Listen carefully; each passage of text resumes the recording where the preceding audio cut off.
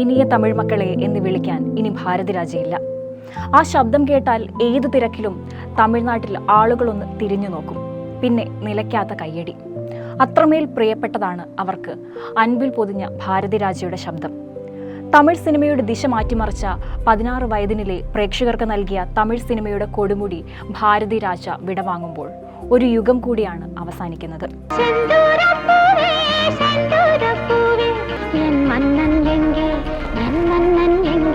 ഇയക്കുനാർ ഇമയം, സംവിധായകരുടെ കൊടുമുടി എന്ന പേരിൽ അറിയപ്പെട്ടിരുന്ന ഭാരതിരാജ എന്ന ചലച്ചിത്രകാരൻ സ്റ്റുഡിയോകളിൽ മാത്രം ഒതുങ്ങി നിന്നിരുന്ന തമിഴ് സിനിമയെ ഗ്രാമീണ സൗന്ദര്യത്തിലേക്കും പച്ചയായ മനുഷ്യരിലേക്കും ഇറക്കിക്കൊണ്ടുവന്ന് തമിഴ് ചലച്ചിത്ര രംഗത്ത് വലിയൊരു വിപ്ലവത്തിന്റെ തുടക്കമിട്ട വ്യക്തിയാണ്.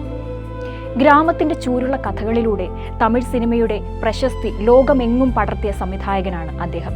30 വർഷം മുൻപ് 16 വയതിനില്ലേ എന്ന ചിത്രത്തിലൂടെയാണ് സിനിമാ ലോകത്തേക്കുള്ള കടന്നുവരവ്. ഭാരതിരാജയുടെ സിനിമകൾക്ക് ബാല്യകാല സുഹൃത്ത് ഇളയരാജ തന്നെ പിന്നണിയും പാട്ടും ചേർത്തപ്പോൾ പലപ്പോഴും ഇന്ത്യൻ സിനിമാ മേഖല കണ്ടത് അത്ഭുതങ്ങളാണ്. ഏറ്റവും നല്ല ഗായികയ്ക്കുള്ള ദേശീയ അവാർഡ് സിന്ദൂരപ്പൂവേ എന്ന പാട്ട് ജാനകിക്ക് നേടിക്കൊടുക്കാനും ഈ കൂട്ടുകെട്ടിനായി. 1977 5 ലക്ഷം രൂപയ്ക്ക് നിർമ്മിച്ച 16 വയതിനിലെ ഒരു വർഷത്തിലധികം ഓടി തമിഴ്നാട്ടിൽ ചരിത്രം സൃഷ്ടിച്ചു. നടീനടന്മാരുടെ താരമൂല്യത്തിൽ കേന്ദ്രീകരിച്ചു നിന്ന തമിഴ് തിരൈ ഉലകം സംവിധായകന്റെ മികവിലേക്ക് ഉറ്റുനോക്കാൻ തുടങ്ങി.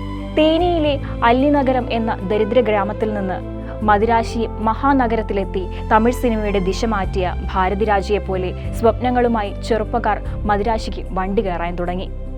തമിഴ് സിനിമയിൽ ഭാവുകത്വത്തിന്റെയും ദിശയുടെയും പുതിയ പാത തുറക്കപ്പെട്ടു. നവസിനിമകളുടെ ഒരു കാലം സംഭവിക്കുകയായിരുന്നു.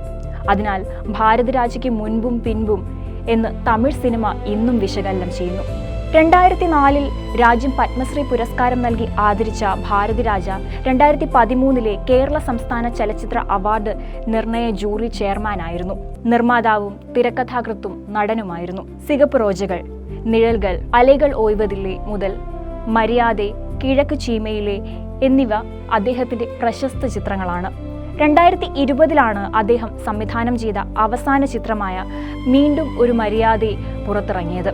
അടുത്തിടെ മോഹൻലാൽ നായകനായ തുടരും എന്ന ചിത്രത്തിൽ പഴയകാല സ്റ്റണ്ട് മാസ്റ്ററുടെ വേഷത്തിൽ ഭാരതിരാജ എത്തിയിരുന്നു. കഴിഞ്ഞ വർഷം മാർച്ചിലാണ് അദ്ദേഹത്തിന്റെ മകനും നടനുമായ മനോജ് ഭാരതിരാജ ഹൃദയാഘാതത്തെ തുടർന്ന് അന്തരിച്ചത്.